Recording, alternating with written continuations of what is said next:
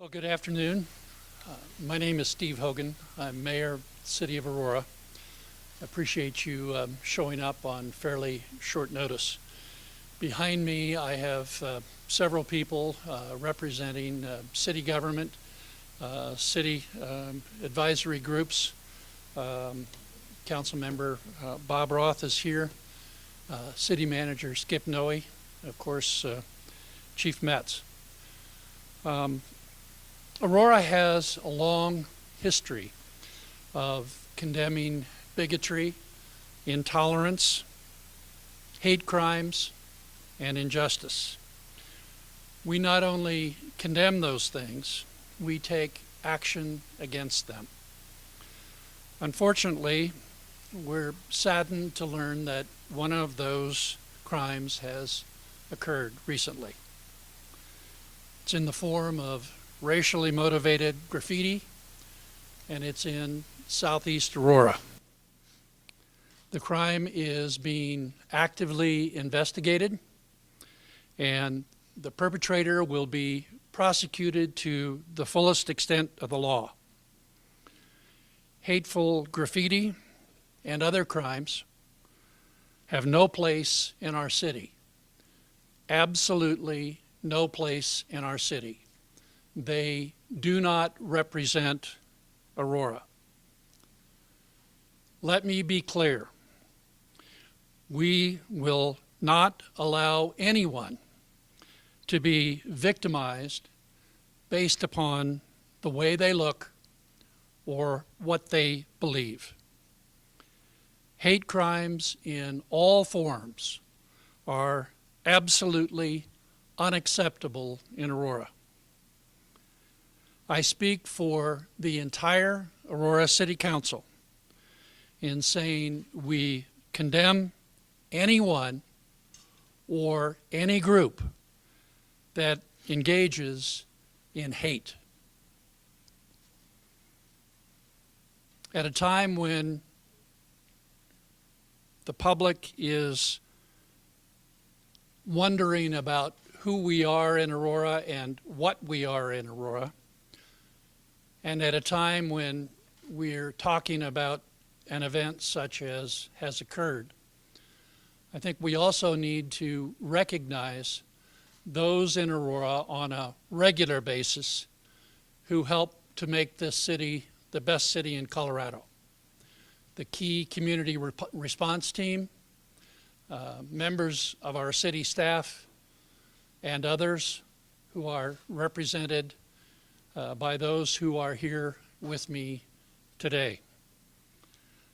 At this time, I would like to introduce Chief Metz, who will give more details regarding this crime that just should not have happened. Chief? Thank you, Mayor. Again, I'm Nick Metz, Chief of Police with the Aurora Police Department.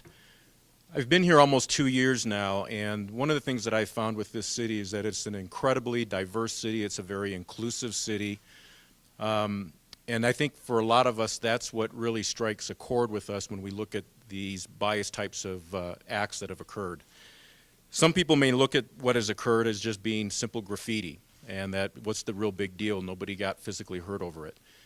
These kinds of situations not only evoke fear in the person who was specifically victimized and targeted, but it evokes fear within the community. And that is why the City of Aurora and its police department take these kinds of situations very seriously. Year to date, since November of 2015, we have had 25 bias-related crimes that have occurred within the City of Aurora. 6 of those have been reported to us since the election. Can't say whether or not it's directly attributed to the election, but just giving you that timeline. One of the things that we want to make very clear is this, is that these kinds of investigations, though for some may not seem to be that serious, and again they are, is that the Aurora Police Department will take these crimes very seriously. We will put forward as much investigative resources as we can to make sure that those who are responsible for these kinds of acts are held responsible and will face justice. We also know that there is somebody out there who knows something, and we are asking for people to come forward. And if there are witnesses out there who think they saw anything, even if it's mildly suspicious and they might think, maybe the police department really doesn't need that information, the reality here is that any little bits of information that we can get will help us in our investigation. The investigation that we are conducting that occurred with the incident that occurred last night is the second time this individual and family have been targeted. Obviously, this creates a great deal more concern on our part, and we are working with the family to make sure that they are getting the resources and assistance that they need. The other thing that's been very heartening, and this is another true spirit of Aurora, is when this incident occurred the first time and last night, to see the community come out in the way it has in support of this family, to make sure that this family knows that they're not alone, that not only folks from the community are there to help them, but to also communicate the fact that the City of Aurora and its police department are here to assist as well. Thank you. I would like to also point out that Councilmember Francoise Bergen has joined us here. Again, we take this kind of act seriously. This is not Aurora. It's not been Aurora. It's not Aurora today. It will not be Aurora. As mayor of this city, along with the city council members who are here and the others who couldn't be here, we want to make clear we do not and will not tolerate this kind of activity in the city of Aurora. The way you look, the way you think, what you believe should not be a target for a hate crime. And we will do whatever we can do to make sure that we address it, that anyone who engages in it is prosecuted, and they face the penalties that go along with the prosecution. So this is a message that we want to get out to this community. It's a message that we want to have made clear, loud and clear. Again, we as a city will not accept this kind of behavior in Aurora, Colorado. Thank you all very much for coming. Are there any questions? Yes. What, Chief Matz, Chief? what can you tell us about these two incidents? Well, again, what we can tell you is that the incidents were property damage related. We're going to be a little tight-lipped on exactly what occurred last night for investigative reasons. But again, the type of language, the type of reference behind the writing definitely creates a great deal of concern for us. The one thing that I also want to echo with what the mayor said, the mayor talked about how this is something that will not be tolerated in the city of Aurora. I've also had a number of conversations with neighboring chiefs, including the chief of Denver, who have voiced similar concern. And so I think this is something we can pretty much assure that it's not just a city of Aurora edict when it comes out to the fact that we're not going to tolerate this, but a metropolitan-wide type of belief. In the 25 incidents that you've had so far this year, and then particularly in 6 over the last month, have there been any arrests in connection with any of those? Not that I'm aware of at this point, no. Are these especially difficult to investigate then? It really depends on what it is. I mean, bias crime. What bias crime means is it's an enhanced penalty or an enhanced act on another crime. So you have property damage. If somebody just went up and spray painted "hello" on somebody's door, that's property damage. But then when they lace it with context of someone's race, religion, or anything like that, that elevates it to a bias crime. And so, depending again on what they did, it certainly would factor into how we would investigate it. It can be property damage type of crime. It can also be a crime against persons. Yes, sir. Since the election, Yes. put that in perspective, is that 25 so far this year, that's an average of almost 2 a month. You've had 6 so far this month. Yes. Your thoughts about that, and why, I know you've already said that you can't say that it's related to the election, but why are we seeing this?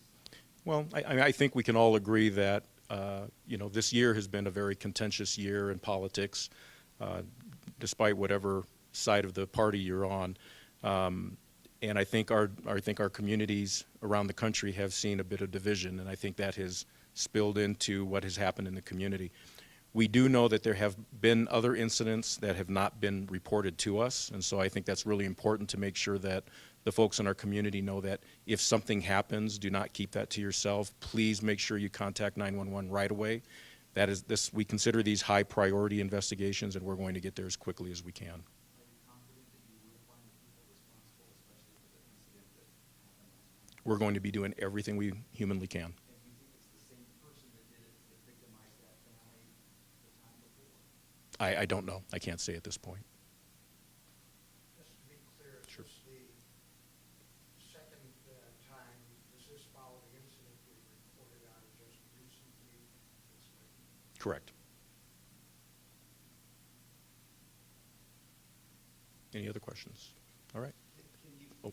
Can you give any details about what happened? I can at this point. I think, and this is a decision I'm making not to share that right now, mainly because we don't want to do anything that's going to jeopardize that investigation. So we're going to withhold some of that for now. Any reward or anything for information? I think that is definitely a good possibility. If we get some information that definitely leads us to a positive outcome, I think there would be a huge potential for an award for that, a reward, excuse me. Mayor, can you talk about the feeling, the atmosphere, the office, what it's like now? Are you guys angry, or what's your take on this? It's a frustration, and it's a sadness. This is not Aurora. This isn't Colorado. It isn't even the United States of America. These kinds of incidences will happen. There's no doubt about it. But it's the kind of thing that has to be addressed. It can't be ignored. It can't be left alone. And it has to be publicized, unfortunately, because we need to let people know that they are and will be safe in this city, and that when things like this happen, if we know about it, we can do something about it. If we don't know about it, we can't address it. Chief, could you tell us a bit more about the other incidents that you know about that haven't been officially reported to the police? Yeah, I apologize at this time. I don't, yeah, I'm sorry. I apologize. I don't have the specifics on those. You can work with the PIOs and we'll get you whatever information that we can on those. But just to reiterate, since this last couple of weeks, I have received calls from various folks in the community telling us about situations that have occurred to other folks that they know that were not reported.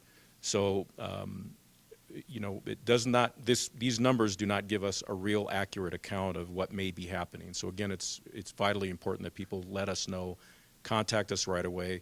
If they find something, any kind of evidence, we ask, unless it's absolutely necessary, to not touch anything, so that when our officers get there, they can collect the evidence without it being contaminated. And the reason you're having to go to the forum tomorrow night, is that to try to solicit more information and get a broader sense? I think the forum tomorrow night is primarily to talk about a number of different issues in the Aurora community, and that may be part of what comes up. If you catch the person or the people responsible, what would they face? They would face the actual crime that they committed, along with an enhanced penalty because it's a bias-related crime. And that can range between a misdemeanor to a felony, depending on what is committed. Can you say whether any threats have been made in any of the property crimes that you've been talking about? To the ones that we're specifically addressing today, I can't I'm not going to go into that information. Again, I don't have specifics on the other 25 that we talked about.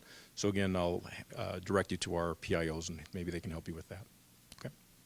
All right. Thank you, folks.